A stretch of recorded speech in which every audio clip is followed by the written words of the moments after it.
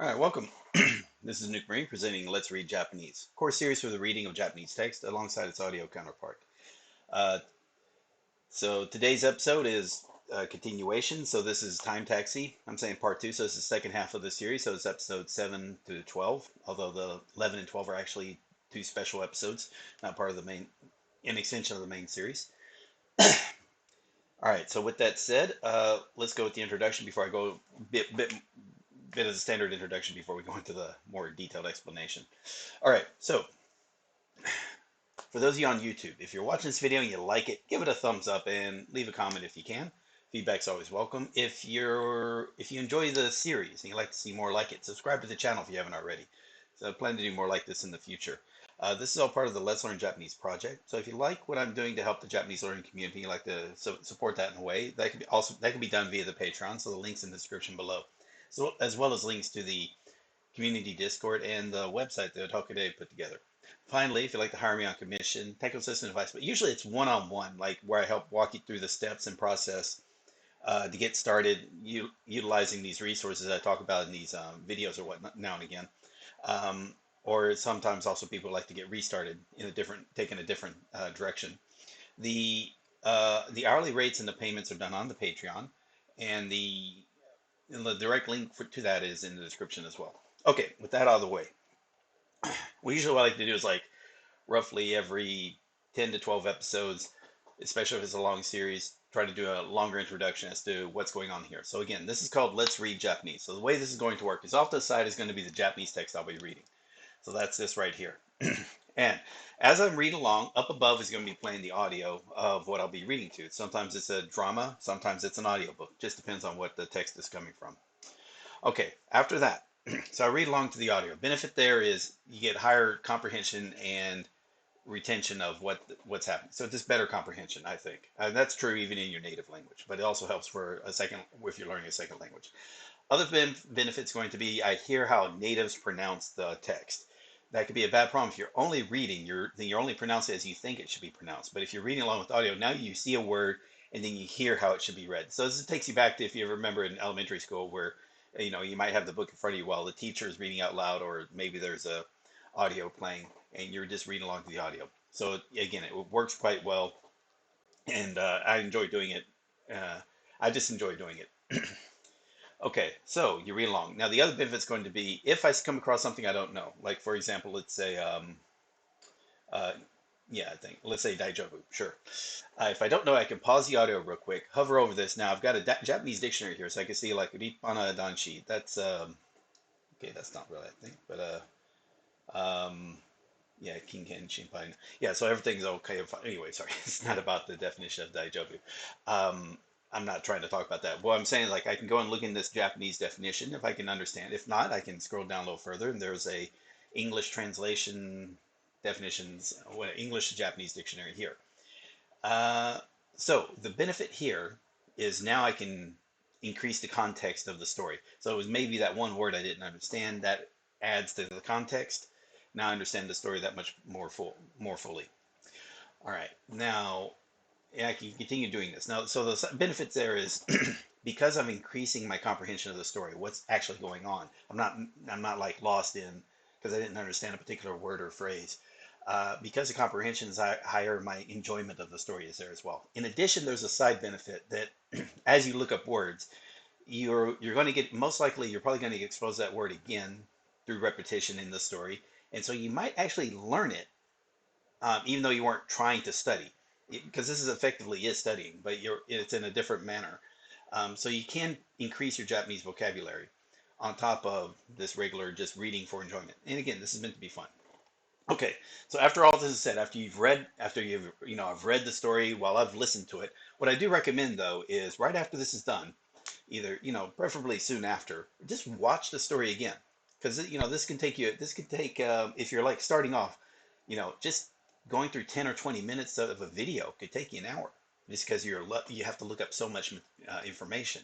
As you get better at the language, let's say through gaining more knowledge of vocabulary and phrases and grammar, or as you get better at the story, because again, you know who the characters are, so you know where the locations are, you know what the jobs are, you know what they're doing, because all that has been kind of repetitive throughout the stories, as you get closer to the end, you understand more of it as you go along, so it goes a lot faster.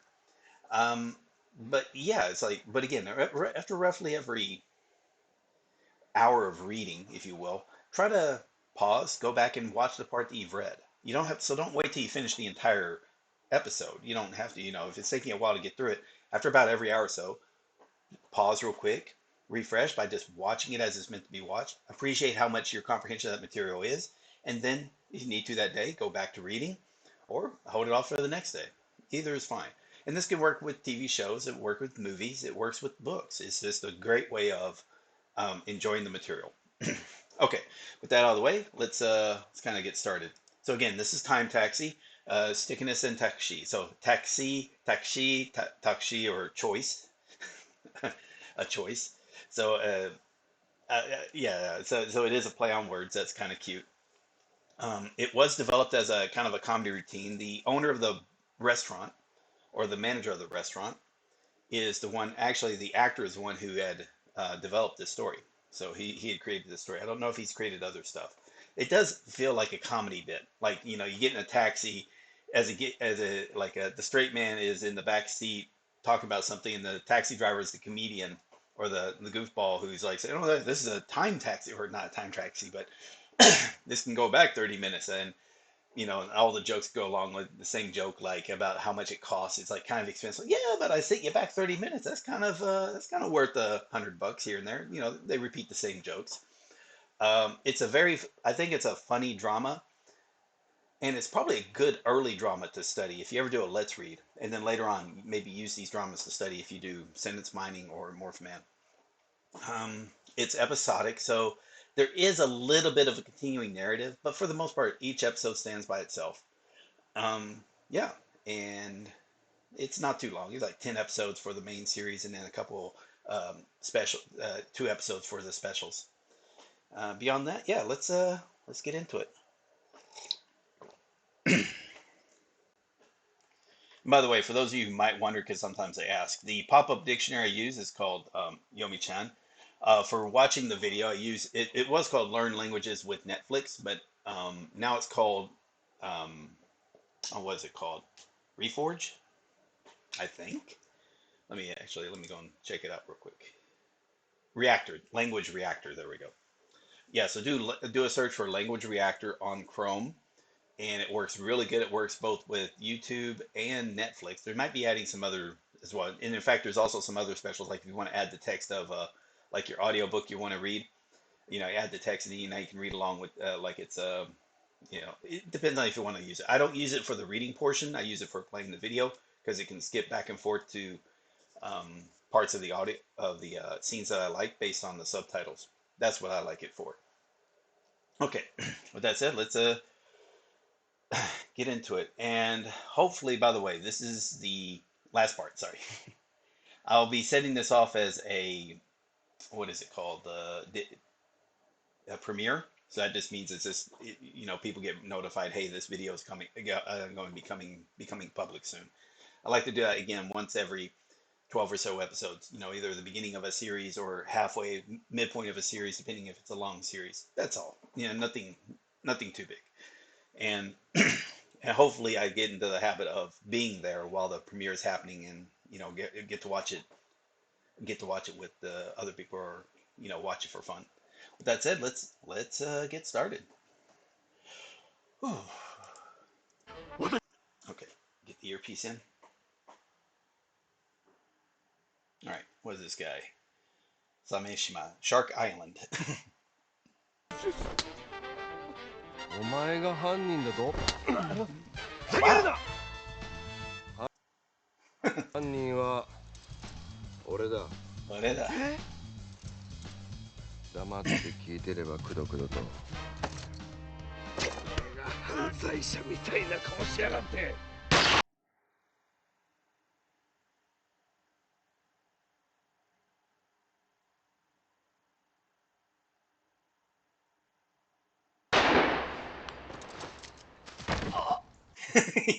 He's good at doing that. Make sure this would be Junsei. 銃声。誰が犯罪者だって？誰が俺のこと差し置いて。差し置いて。差し置く。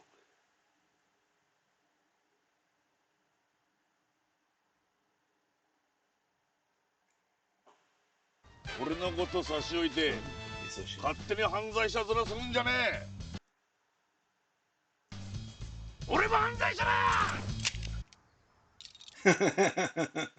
You're out of bullets. 誰だお前。誰だお前。共犯デカだ。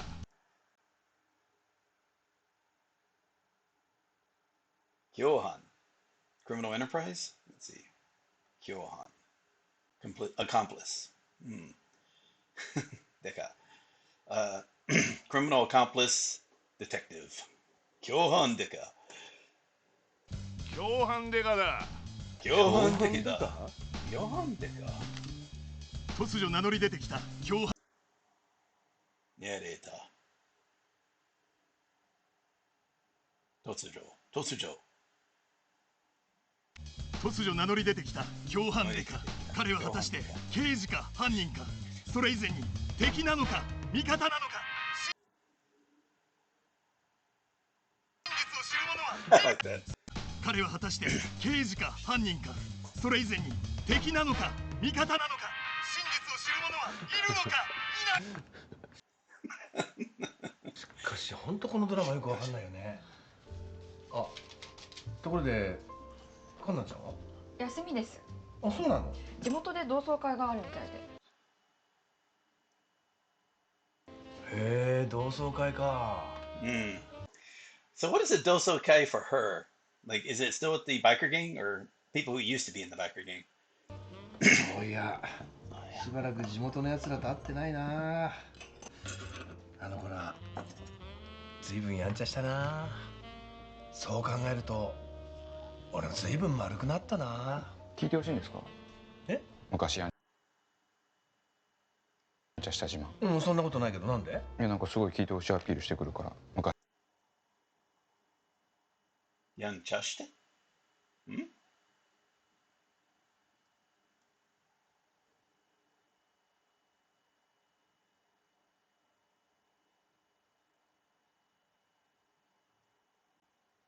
昔やんちゃした自慢。いや、自慢じゃないしね。いや、自慢 Am I missing something? じゃないですか。聞いてほしいんですか？違うよ。ただ学生時代いろいろあったなって思い出してただけだよ。やん例えばちゃした。 50人対50人。勝手に話し始めないでくださいよ。まだ聞くかどうか判断しないでしょ。西高との誰話さないで。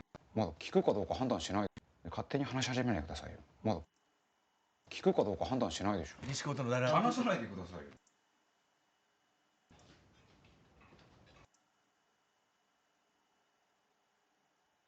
西高との誰話さないでくださいよ。何読んでるんですか？これパワースポット特集。パワースポット。この木の鳥居の写真を撮って待ち受けにすると。 So is that supposed to be a nest? Torii? Torii, or is it Torii gates? Yeah, Torii gates. Torii. この木の鳥居の写真を撮って。この木の鳥居の写真を撮って待ち受けにすると強いパワーに守られて悪いものが寄ってこないんだって。へえ。私は昔からこの手のスピリチュアル的なものが好きだ。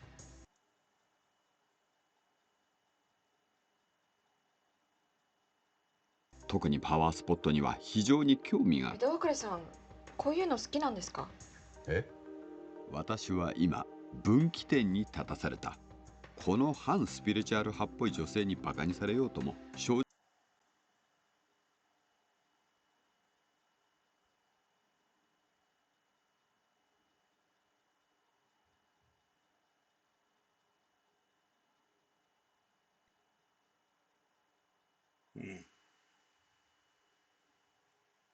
正直に好き。この反スピリチュアル派っぽい女性にバカにされようとも正直に好きだと答えるか、はたまた興味がないと嘘をつくか。いや、嘘は良くない。そういえばこの間もこういうことがあった。そういうの好きなんですか？いや、そんなわけないじゃん。あの時嘘をついて後悔したじゃないか。もっと自分の気持ちに素直になろう。バカにされたっていいじゃないか。それが等身大の自分なのだから。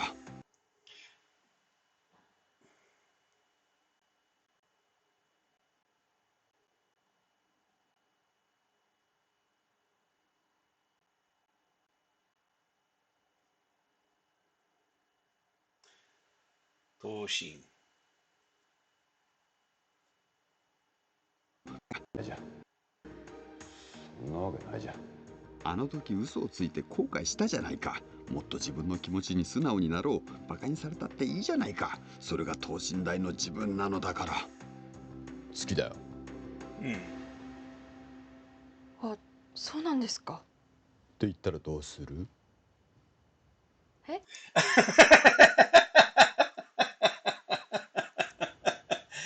He kind of half-assed it there. Okay. 保険をかけてしまった。途中で怖くなって探りを入れてしまった。私は弱虫だ。好き。 Let me hear that again, brother. 途中で怖くなって探りを入れてしまった。私は弱虫だ。好きなものを素直に好きと言えない。そんな男にパワースポットに行く権利がある。私こういうの大好きなんですよね。パワースポットとか気になりますよね。でしょ？今度写真撮りに行こうと思うんだ。写真撮ったら私にも送ってくださいね。結果往来である。There we go. Okay. Uh, I like how they're referring back to the one about. So yeah, these are still episodic, but again, there is a little bit of an arc, very minor, and not really necessary for the overall story. Maybe for a couple of the jokes. Obviously, like here he was talking about the previous one where he denied like being interested in the particular rock. With it, Haito.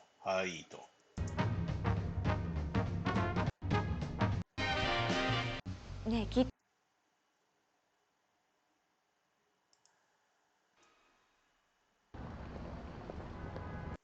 Okay.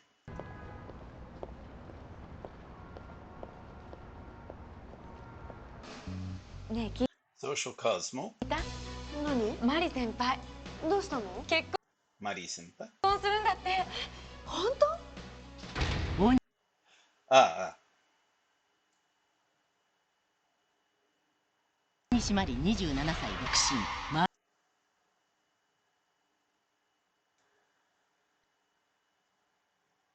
周りの大西まり27歳独身。 Onishimari. 周りの男性社員はもちろん後輩の女性社員にとっても憧れの存在であった。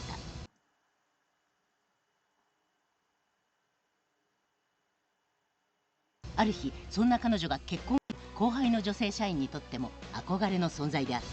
ある日そんな彼女が結婚をするという噂が社内で流れる。マジで？マジで？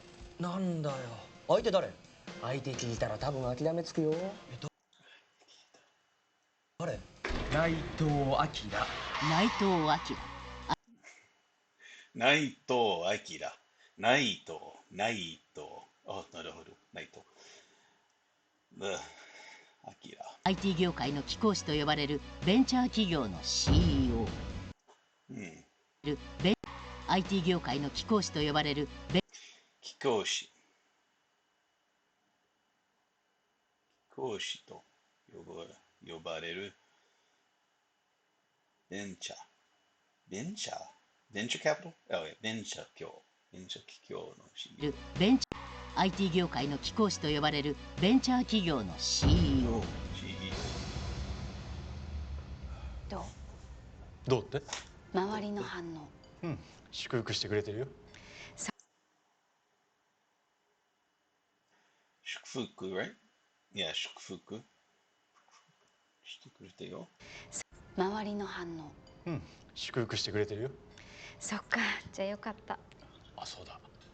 ご両親のところにはいつ行こう。それはいいよ。え？これ食べた？すっごくお肉柔らかいよ。食べるけど、ほら、ご両親にさ。大丈夫大丈夫。待って待って待って。結婚するんだからちゃんとご両親に会って許しを得ないと。でも。マリー。でも何？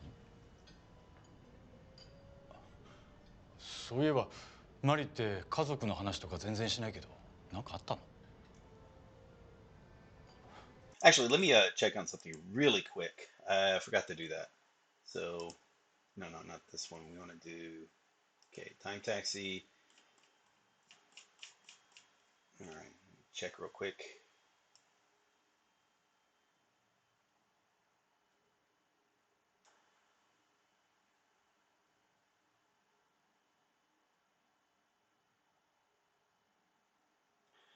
Okay, so it's 853 lines, so let's say 425.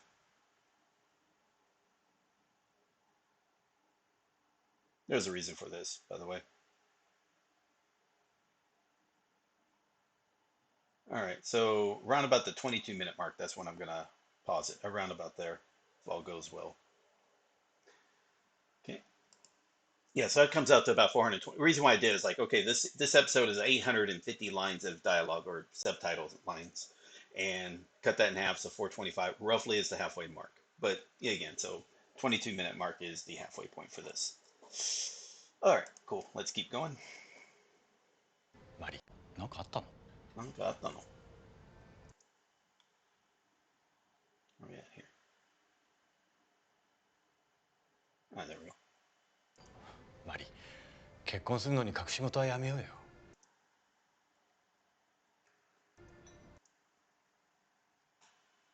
隠し事。マリ、結婚するのに隠し事はやめようよ。実は私ね、両親から逃げてきた身なの。逃げてきた？なんで？父は昼間から酒を煽って気に入らないことがあるとすぐ私に暴力を振るうんですね。Why is that not here? Oh, that's not part of the subtitles. Okay, that's why. Okay, give me a second. 逃げてきた？なんで？逃げてきた？なんで？父は昼間から酒を煽って気に入らないことすぐ私の暴力を。があるとすぐ私に暴力を振るうんですね。母は母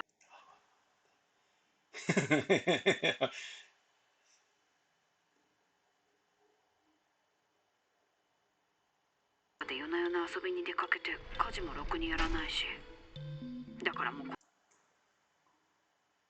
こんな場所にいたくないって思って逃げるように両親の元を離れたんです。なるほど。Speaking of which, is there a title for this? Uso to. Okay. Yeah, so whether truth or a lie. So you get the feeling this is probably not true. なるほど。だから実家には帰りたくないの。そっか。ごめん。辛いことを思い出させちゃって。うん。大丈夫。分かったよ。ありがとう。決めた。行こう。あ？ご両親のところに行こう。私の話聞いてた？聞いてた。だからこそ行かなきゃ。なんで？親と子がそんな関係のままなのは良くない。マリと結婚するってことはマリの親は俺の親にもなるわけだからさ。いや、そりゃそうだけどさ。昔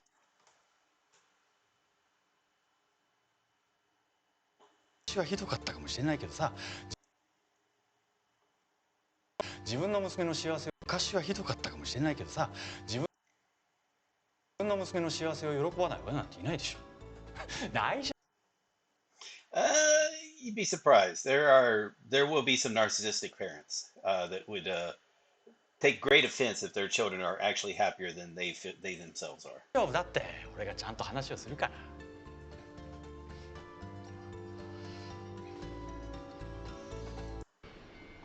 Start. It's okay. Arrived by train. のどかでいいところだね。それくらいしか取り柄がないからね。取り柄？取り柄。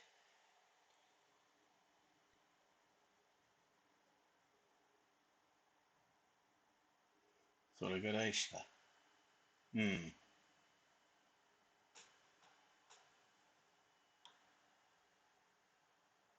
wonder if something.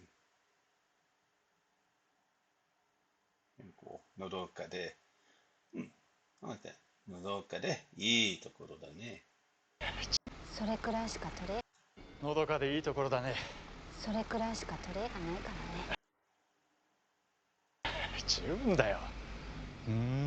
ここでマリは生まれ育ったんだ。中府？中府市？looks at 中府市。ここでマリはここでマリは生まれ育ったんだ。生まれ育ったんだ。ここから徒歩。あ、今度はバス。そっか。何時のバス？ああ、今行っちゃったところだ。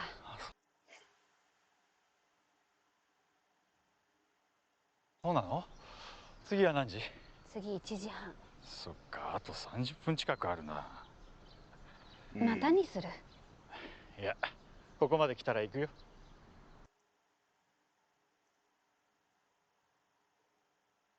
That's not too bad. 30 minutes. I mean, I can imagine. Yeah, it's the same model of places. Like the further out you go, longer the bus schedules, and also like limitation, like how early and how late they go as well.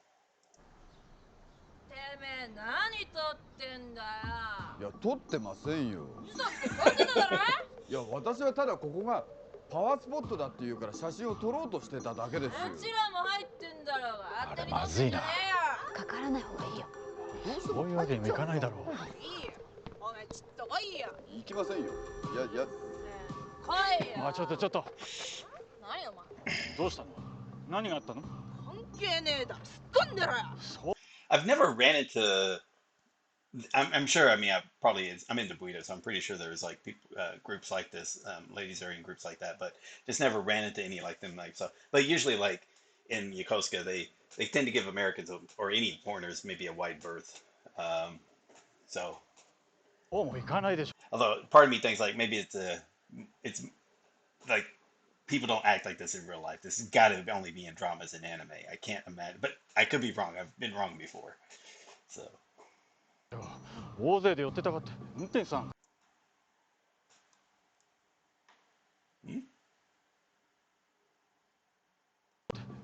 そう関係ねえだ。突っ込んでろよ。そう。突っ込んだろ。Oh, that's like get involved in some. もう行かないでしょ。大勢で寄ってたかって運転手さんかわいそうでしょ。ですよね。なんか言いがかりなんだよ。おめえは黙ってろよ。なんだよおばさん。文句あんのかよ。私と話しませんか？はあ？何言ってんだババ。ちょっと女性に暴力はもっとダメだよ。はあ？うちらも女だっつんだよ。あ、マリ危ないからさ。大丈夫。こういうのは女同士の方が冷静に話し合えると思うから。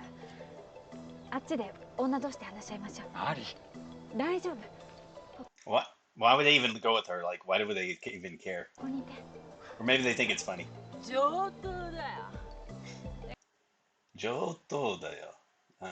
High level? Oh yeah, high. 上等だよ。上等だよ。行こうぜ。行こうぜ。おばさん何なんだよ。おばさん何なんだ。大丈夫ですかね。大丈夫ですかね。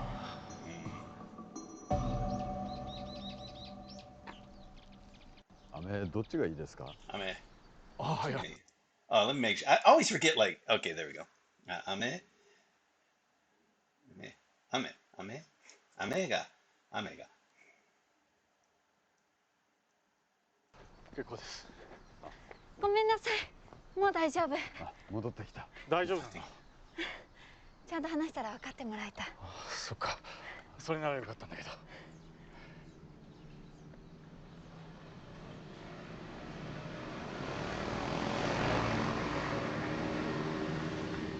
ご無事で何よりです。これ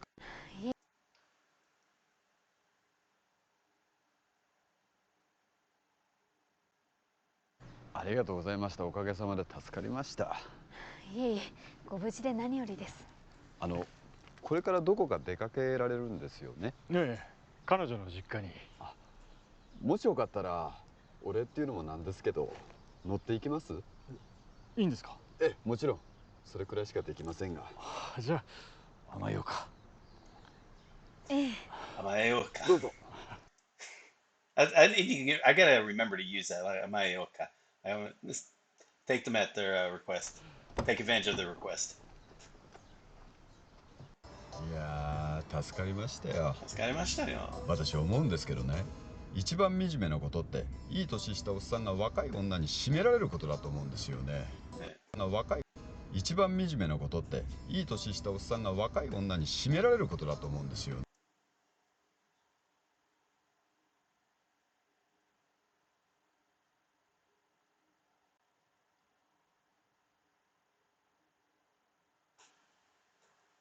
Let's see something real quick. .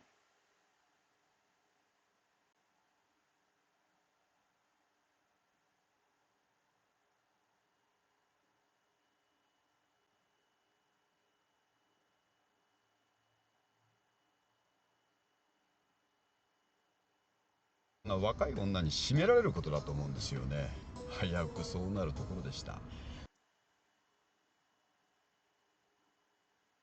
危うく。やっとのことで、かろうじて、barely, barely. あろうく。そんなのところでした。危うくそうなるところでした。まあ、僕も彼女がいなかったらそうなりかけてましたけどね。でも話して分かってくれる子たちでよかったですよね。きっと根はいい子なんですよ。そんなもんなんですね。そんなもん。まあ確かに元ヤンから交際して立派になる人って意外といますもんね。元ヤン、Yankee. I know it's like a thug or gangster. Yeah, reformed delinquent. Yeah, 元ヤンから。構成立ち直ること。元ヤンから投資した立派なることで。まあ確かに元ヤンから交際して立派になる人って意外といますもんね。そうですね。ただ最近元ヤンってだけで好感度上がる風潮がありません？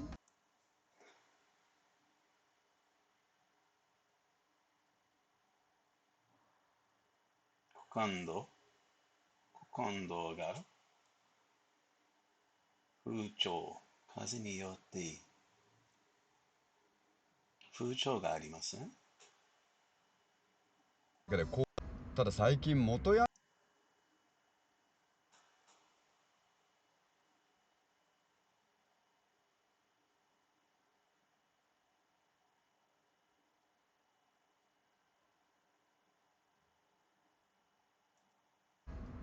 元ヤンってだけで好感度上がる風潮がありません？ありますね。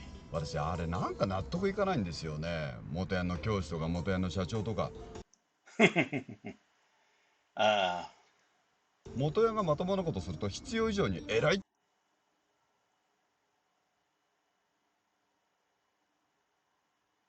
まともなこと。Honestly, まともなことする。って扱いになるんですよ。元ヤンの教師とか元ヤンの社長とか元ヤンがまともなことすると必要以上に偉いって扱いになるんですよ。なる。それだったらずっと真面目にやってきた人の方がよっぽど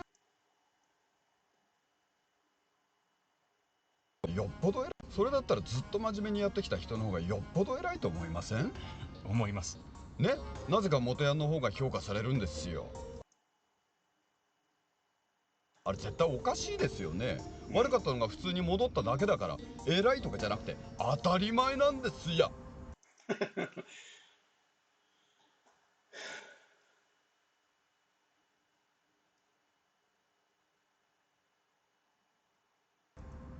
運転手さん、学生時代何かあったんですか？え？やけに熱がこもってたから。熱が。Let's see if that's a phrase.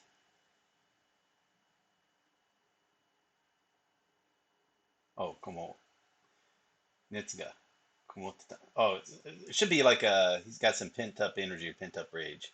See if that's a phrase. 熱が.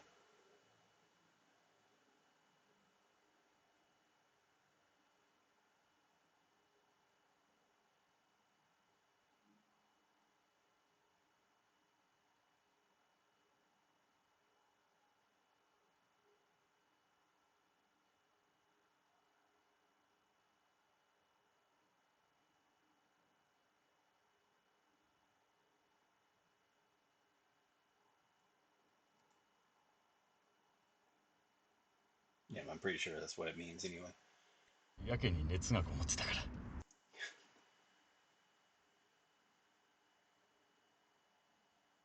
やけに熱が。やけに熱がこもってたから。いや別にそんなことないですけど。別に。いじめられてたんですか？は？別にいじめられてませんけど。そうですか。それにしてもまだいるんですね、ああいう人種。確かに昔はもうたくさんいましたけどね。いましたね。私あれ大嫌いでした。すぐに人にパンとか買いに行かせたりして、それくらい自分で買いに行けばいいもの、あれ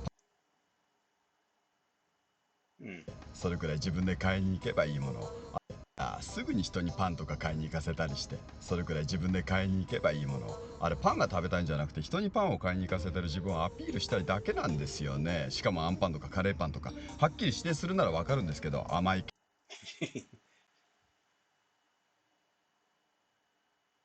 系とかしょっぱい系とかざっくりした言い方するんですよ。そのくせけど甘い、しかもアンパンとかカレーパンとかはっきり指定するならわかるんですけど、甘い系とかしょっぱい系とかざっくりした言い方するんですよ。そ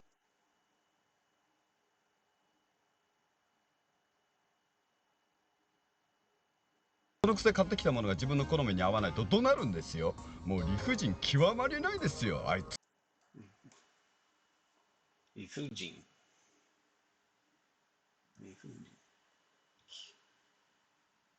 極まり。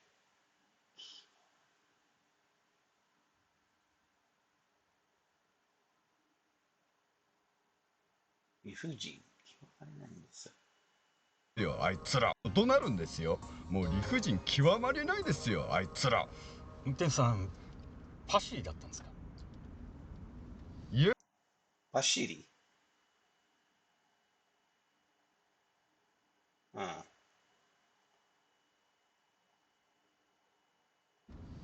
パシリだ。運転手さん、パシリだったんですか？いえ、私はパシリとかじゃないですけど。ところで運転手さんこっちの方じゃないんですか？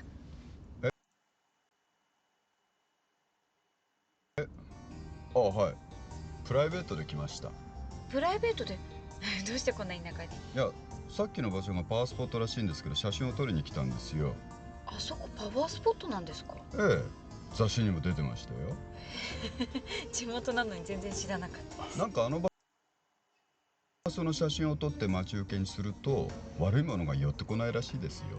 そうなんですか？ええ。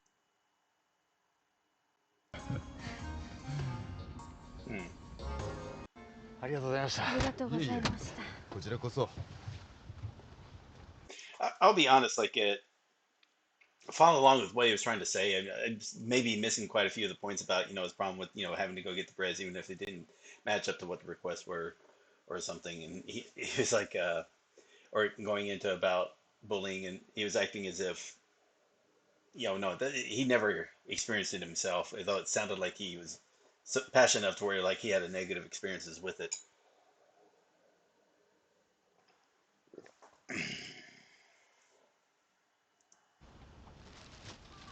私もうしばらくこの町をうろついてるんで、もし移動に困ることがあったらいつでもご連絡ください。Okay. うろついてる. I know it's like to hang around, but うろうろ, うろつく. Yeah, should be like to walk around. Mago, mago suru. Loiter. There we go. Uro suru. Oh, okay. No, that's different. Okay. Uro tsuku. Uro tsuku. 私もうしばらくこの町をうろついてるんで、もし移動に困ることがあったらいつでもご連絡ください。ありがとうございます。パシリとこれじゃ。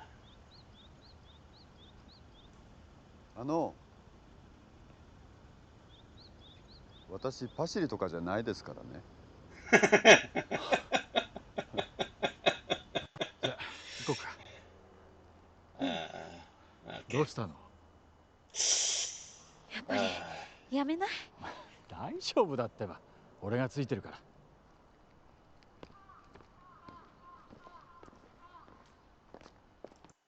お父さん、お父さん、そろそろお茶にしよっか。ああ。ただいま。お久しぶりです。マリー？何の用だ？出てけ。出てけと言ってるんだ。お父さんお母さんよろしいでしょうか？なんだ君は。はじめまして。マリさんとお付き合いをさせていただいている内藤明と申します。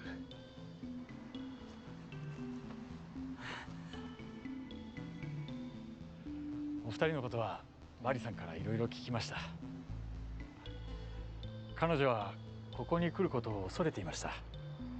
きっとそれだけ過去に辛い思いをしたからだと思います。だからだ。辛い思い？過去に辛い思いをしたからだと思います。辛い思い？ただ過去はどうであれ、お二人はマリさんにとって大切な肉親です。大切な肉親? Wait, let's see. Mira. Okay, 肉親. Sure. I think blood relatives, but okay, flesh relatives. I guess that makes sense. Yeah, 肉親です。お二人はマリさんにとって大切な肉親です。マリさんだって心の中ではお二人と仲直りしたいと思っているはずです。だったらお前、まず何か言うことがあるんじゃないのか？ごめんなさい。待ってください。マリさんは悪くありません。じゃあ誰が悪いの？いや、当時のことに関してはお二人にも責任があるんじゃないかと。私たちに？お酒を飲んでは暴力を振るうお父さんと、家事もせず外で遊びほうけるお母さん。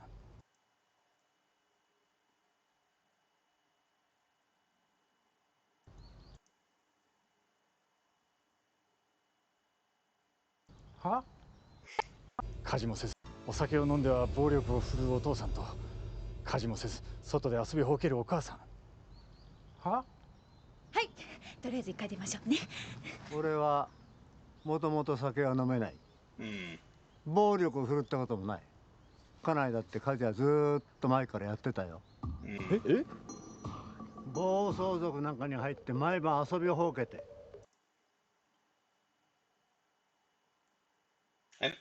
Now remember, that's like it's supposed to be a gang, but it might just be a bike gang, right? Yeah, motorcycle gang. Bosozoku. That was just because of GTO. 暴走族なんかに入って毎晩遊びをほうけて、何度警察のお世話になったか。挙句うちを突然飛び出して、電話一本よこさないのはどこのどいつだ？よこすない？よこす。There.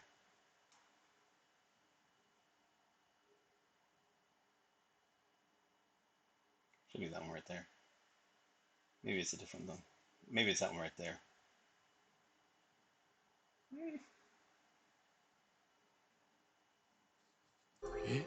あきらくん行こう。二人とも気が動転してるみたい。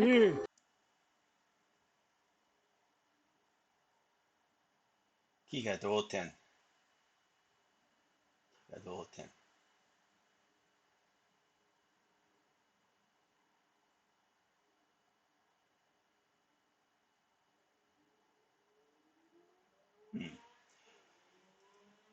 お父さん、二人とも気が動転してるみたい。お父さんすいません。どういうことですか？どうもこうもあるか。さっさと出てけ。どういうことだよ。話が違うじゃん。ごめんなさい。最悪だよ。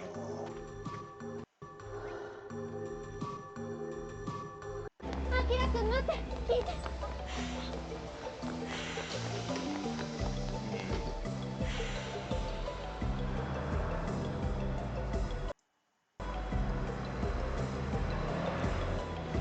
もし先ほどのものですが、そうです。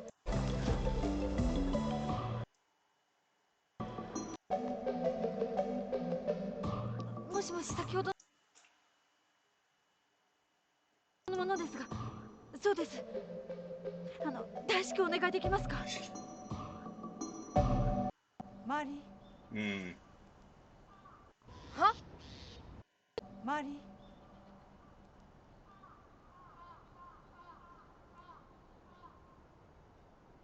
は？マリさんってお前。はい。うちの初代の。マジか。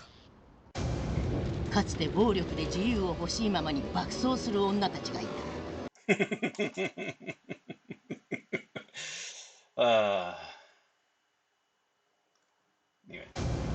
かつて暴力で自由を欲しいままに爆走する女たちがいた。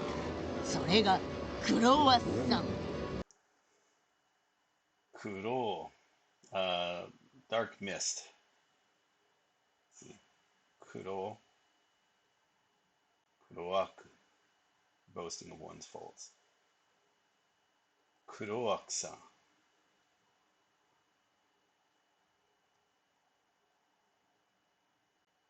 クロワッサン。それがクロワッサン。クロワッサン。クロワッサン。OK。そんなクロワッサンの初代総長。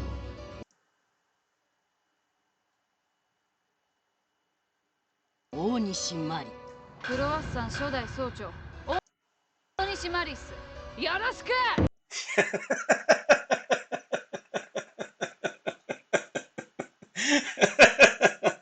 Plus, she looks like she's in her 30s now, so it's like, yeah, I know she's supposed to be playing it. I don't know. It's on purpose. It's supposed to look funny. Okay. Kurowa-san. Kurowa-san. Show that. I know she's the founder. The only thing I remember about like for motorcycle gangs, if you I watched like Sons of Anarchy, so it took me a while to kind of get like they have the president, the vice president, original or the founder. I guess they would actually have the original nine, so the founder or whatnot. So the first Socho, would be the leader of it. But this is the original or Shodai, first generation. Onishi Mari desu. Yoroshiku. Anyway, let's クロワッサン初代総長、大西マリス。よろしく。高校卒業と同時に引退。その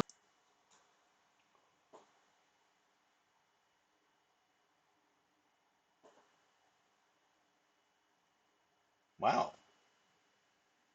They all dropped out of school at the same time. その後高校卒業と同時に引退。その後忽然と姿を消し、今や突然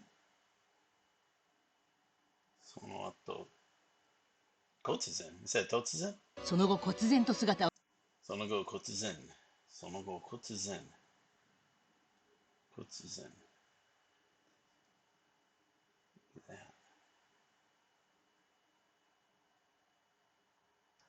その後突然 Oh, okay. Suddenly. その後忽然と姿を消し、今や地元 Okay. Gotcha. So it seemed like after she graduated high school, she just left. And suddenly, like, she just.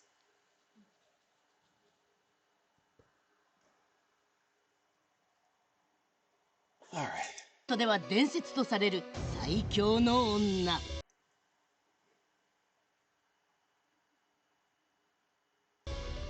まさかそんなにすごい人だと知らなくて。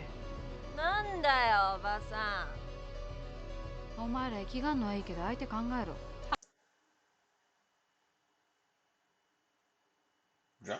Chic or extravagant. Ikigan? That's chic or high class, right? Fashionable. Ikigan. はお前ら生きがんのはいいけど相手考えろ。あクロワッサンだろ、何代目。そんなことてめえの知ったこっちゃねえだろ。何代目かって聞いてんだよ、答えろ殺すぞ。てめえ何してんだよ。何代目だよお前ら、あんまイラつかせんなよ。9代。イラつかせん。イラつく。何代目だよお前ら、あんまイラつかせんなよ。9代目だよ。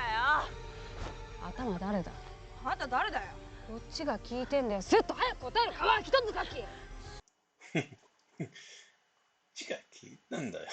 聞いてんだよ。すっと。こっちが聞いてんだよ。すっと早く答える。川一つかき。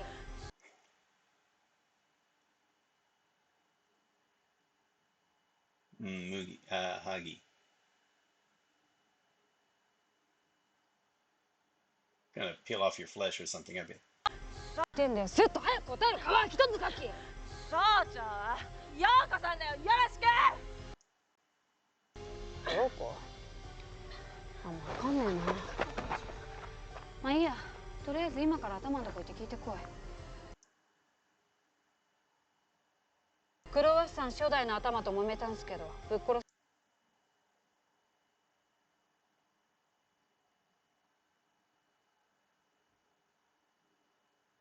揉めたんだよ。ぶっ殺されていいですかって。頭初代って大西マリ。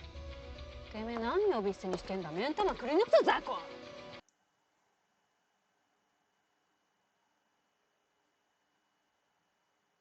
てめえ何呼び捨てにしてんだ。目ん玉くり抜くぞ雑魚。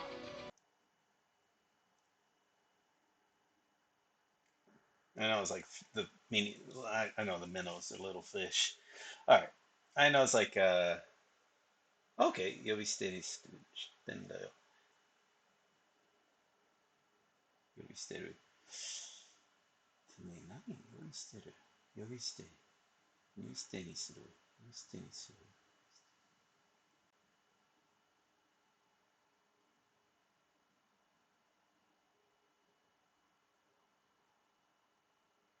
目ん玉。目ん玉くり抜く。I'm probably like scoop out. What is that supposed to be? Scoop out your eyeballs? Gouge out. Okay, くり抜く。くり抜くぞ。I'm trying to think of gouge your eyeballs out in Skull Funky or something, you know. Was that Full Metal Jacket? Probably a few other places as well. All right, so let's say Mentama Kurinukuzo Zakyo Jako てめえ何呼び捨てにしてんだ。目ん玉くり抜くぞ雑魚。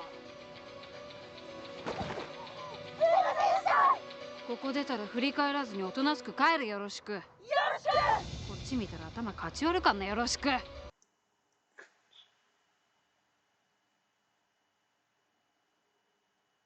Yeah, let's hear that again. こっち見たら頭かち。よろしく。ここ出たら振り返らずにおとなしく帰る。よろしく。よろしく。こっち見たら頭かち割るかんな。よろしく。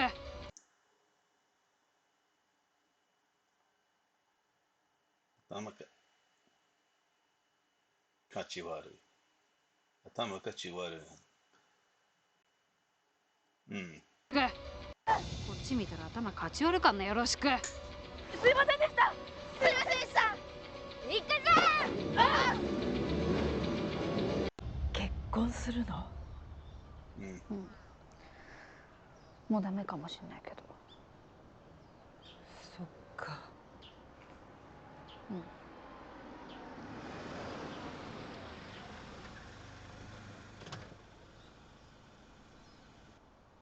し行くね。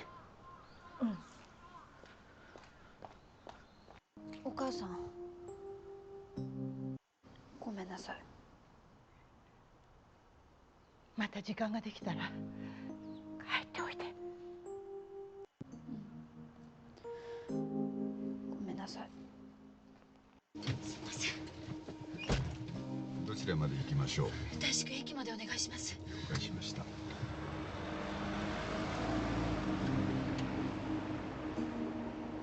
そういえば彼氏さんはなんかトラブル？はい。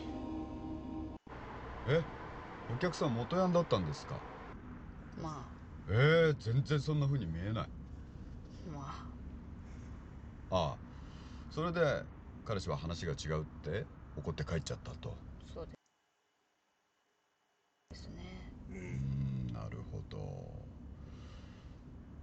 もっと早く話せばよかったのに。嫌われるんじゃないかって思ったらなかなか言えなくて。Tell you what, let me, you know what? It's getting a little later. It's getting close here. I'm pretty sure the second half is going to go by a little faster, so I can stop it around I'm going to stop around the 21-minute mark. It's actually a little ahead of that, but we'll just do it at the 21 minutes, sure. Something around there. Yeah, it makes sense right there. Okay. And let's see. So we'll stop it there. Yeah, this is a pretty fun episode. And yeah, it was like the biker gang terminology. I've maybe spent a little bit too much time on that. I don't know. It was kind of funny. Maybe a few of the other things I was maybe like when he went into that rant, I was like maybe having to replay it because he was speaking it fast, and kind of want to make sure am I kind of getting the gist of what he was saying. I'm really really bad about that. I mean, I'm super weak at grammar. Yeah, so reading is good, kind of, sort of, but I can maybe miss some points when it comes to the grammar. Like but you can kind of get away with it a little bit, but you can miss some big points. I don't know, but again, I'm not gonna. Yeah, my Japanese sucks. That's kind of reason I kind of do this. Like this is about the only time I actually do the stuff I should be doing on my own, and I'm not doing it. But I do it as a live stream, and I seem to at least do it then. So it's kind of a way as like by making this as a product for other people, I in turn get something benefit out of it myself. And that's kind of been true with a few other things I've done in life. Like maybe doing something as a project, like or like when I'm doing something like a study, or like I'm trying to figure something out and I'll actually take time trying to like, okay, let me get some data on this, let me record, let me test, let me experiment. And in the process of doing all that, I actually get kind of better at that particular subject. By just part of it was just trying to figure it out. So it wasn't necessarily I was doing it for its by its own sake that was like good for me. Instead, I was doing it to try to figure out, hey, how is this working as as an experiment? Like if I did this, I did it with. It's happened with exercises. It happened with some games that I've played.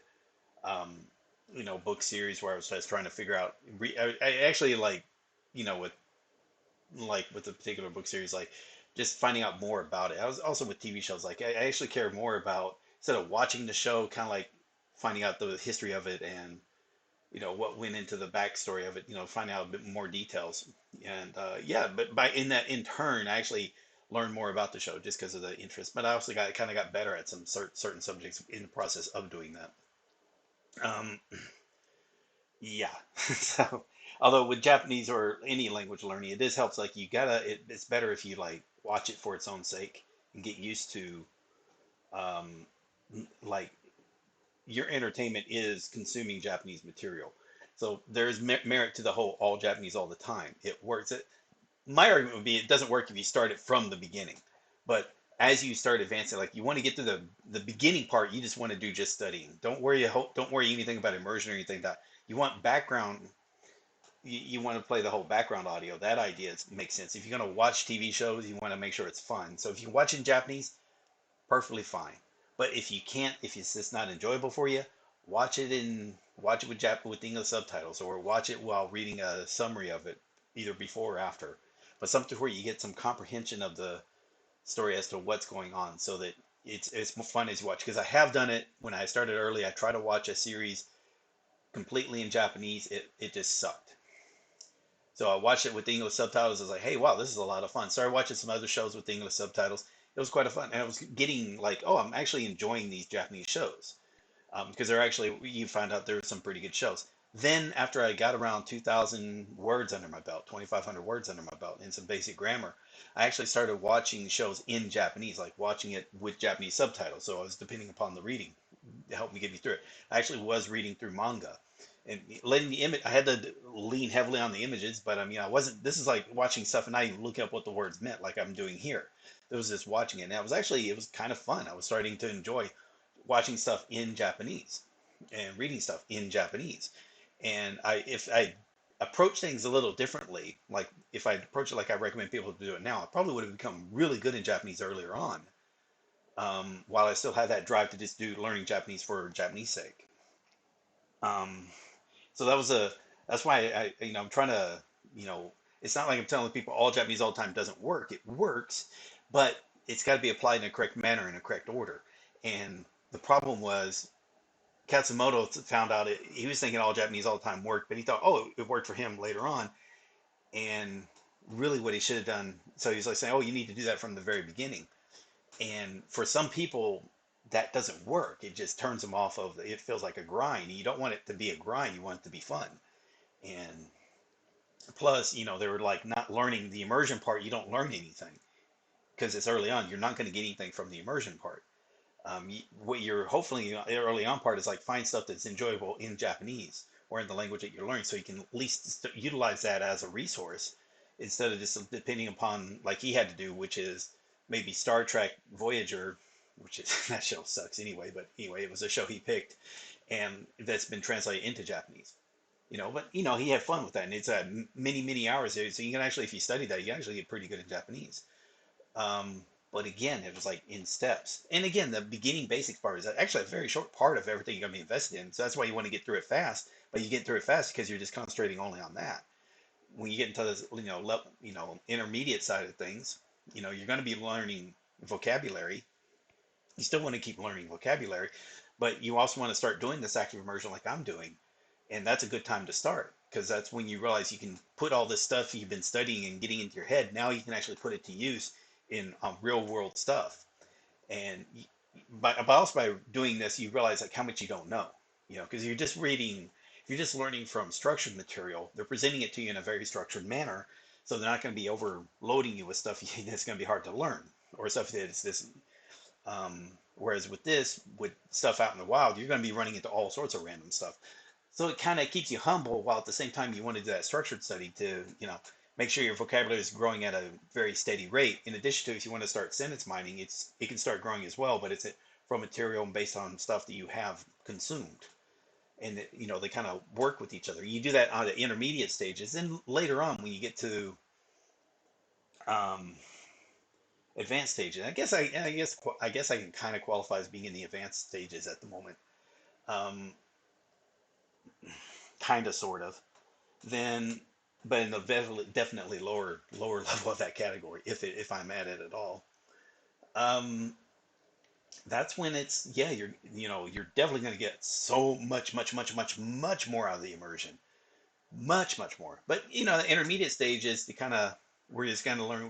We are building up, hopefully, some of the immersion stuff that's going to be helpful. Especially if you're going to end up rewatching things. Um, like I've said before, this show, this TV show, I know I'm going to be adding it to Anki. I'm going to add every single subtitle. Run it through Morphman. It's going to get rid of all the I+0, the ones that have no new vocabulary. And I just delete those. No problem. I'm left with maybe about a 20% of the sentences remain, and it's just it is grouped with the other 30,000 sentences that are in my Anki deck. That it looks through and looks for, hey, what's the most common word that's popped up? Usually the first words that pop up are going to be names.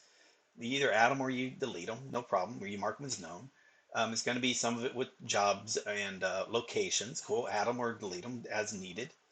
Um, and, some are going to be longer. Some of these words that you actually turned out to know, it never popped up in Anki. Mark it known. It's just all good. And you just slowly start soon you start adding words that are from the TV shows. Not only this TV show, but it might be from other TV shows. That's just the fun of when it comes to sentence mining. um, along with the structured stuff, because again, it's actually not too bad.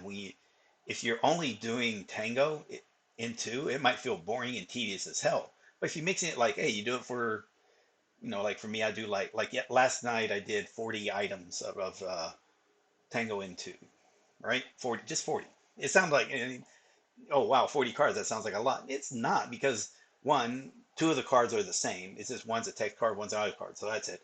And a few of them are just vocabulary only, no sentences, because it's related to a particular sentence card. A few of them I know, but I just add them because I space it out far enough to where it's um, just so I can test it. Might be because of the sentence. It might just because okay, I kind of know the word. Just make sure do I do know it when I'm actually testing myself on it. No big deal. Because I always feel like yeah, I might know it now, but would I really know it in 6 months if I never get exposed to it again? Who knows? Maybe, maybe not. Because I don't have that level of immersion that Matt's claiming everyone should be doing, and I know not everyone's going to be doing it. So that's the beauty of what Anki can do for those that aren't doing the immersion to the level that would kind of make Anki not necessary. If, I agree with that. So it's a balance, but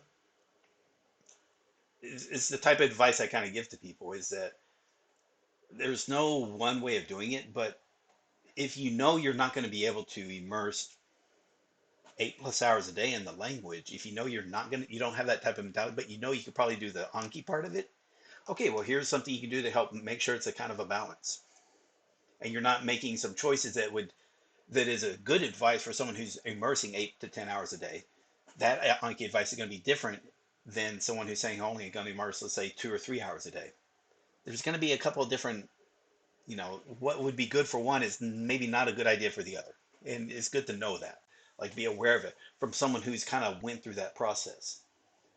And I say that as like I said, I've gone through the beginning process. At Tech, I really went through it twice, and I've gone through this stuff slow enough. I've seen what was working for me and what hasn't worked for me, kind of. But I also look at what has worked for other people, and I'm trying to gauge what were they doing, what was different that made it work for them, and what wasn't working for them. And take their advice seriously because again, they have their own experience, and from that kind of create a advice that's tailored, advice that's generated from this group of experiences, and then going from there. It's not as, oh, I've done this, so this is the way it needs to be done. And that's a kind of an arrogant or egotistical way of approaching it. And it makes for very bad advice sometimes. And it can be applied very badly, and then all of a sudden you got people who try it. Inevitably, it ends up like this. Someone tries it, like they do AJAT, and they say, hey, AJAT's not working for me. I'm not getting better at Japanese. And then they tell them, well, that's because you're not really doing AJAT. You have to do X, Y, and Z. And it's like, but I was doing X, Y, and Z. Well, oh, but you also had to do this other part as well.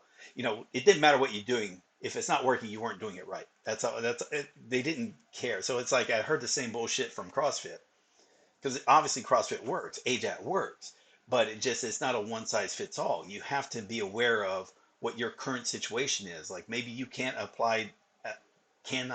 dedicate the amount of time that other people could dedicate, and they were doing so what they're doing works for the amount of time they're able to dedicate toward the situation, if that makes sense, or whatever it happens to be. um yeah. Anyway, I'm sorry for going on to the rant. I was just thinking about that. But yeah, keep this, I guess to bring it all back. All right, hey, if you get a chance, if dramas I would recommend for first timers. Zetai Kareshi is a really good drama as a starting drama. Like if it's one of the first dramas you want to try these lessons on, that's a really good drama to do that because it's very basic and structured, and it kind of has where it kind of tells the same parallel stories along the same line. Like her experience with Night with the robot is kind of like her experience with the at the company, for example. This is a pretty good one in that it's episodic in nature, kind of repetitive, and you see the same scene happen multiple times. And I think for visually, it makes it easier to follow along with the story. Even if you didn't understand Japanese, you can just watch the video and how people are reacting. You kind of guess what the story's about, what's happening with the story, because you see, all of a sudden see repeats, and it's like, okay, wow, okay, yeah, obviously this time something with the taxi allows time travel, even if you didn't know anything else. Like you can kind of figure out, hey, something's happening with this. Um, you see a scene repeat over again. Like you can kind of guess. Like I said, and that makes it where the drama adds a level of comprehension to the story just by itself. And then, of course, your knowledge of Japanese increases that comprehension. The more you know Japanese, the better the comprehension. But you can also increase it because you're looking up words you don't know. This all goes together. But yeah, if you just finished Genki 1 and 2, if you just finished Core 2K, and Taken, if you just finished Tango N5 and N4, and plus maybe you did additional the Shinkansen Master N4 grammar, then let's just say whatever, you did something like that. And you know what? You're in a pretty good position to get a lot out of dramas from that point on. And then you may find out you could just stop doing structured learning and just do sentence mining. And you would get great. You can get great that way. You could be like the other guy. He just started, he did Anki only for kanji. But he was reading a lot of visual novels and dramas and manga. And I don't think he was watching dramas, but he was watching anime and a lot of visual novels. He got really good in Japanese. We're talking 2 years time. We're not talking like anything fast. That's actually pretty fast for Japanese, by the way.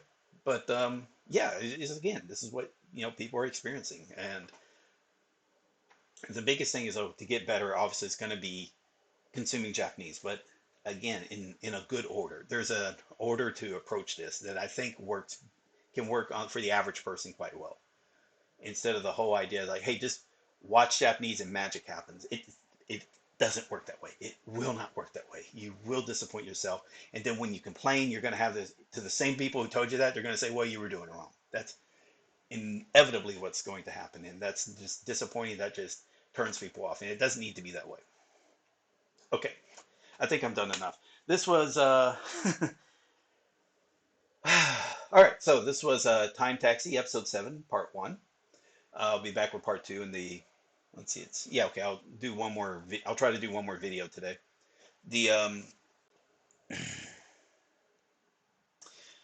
If you're on YouTube, if you like this video, give it a thumbs up and leave a comment. If you enjoyed the series, like to see more, subscribe. This is part of the Let's Learn Japanese project. So if you like what I'm doing, helping the Japanese learning community, you can support that via the Patreon, sure. There's links in the description to that, and the community Discord and the website that Edawakare put together. Finally, if you'd like to hire me on, usually for one-on-one advice, getting started, or maybe even restarting using the resources that I've been talking about here, the hourly rates and the payments are on the Patreon with the specific link for that in the description. Okay, so thank you all very much, and I will see you in the next episode. All right, later, guys.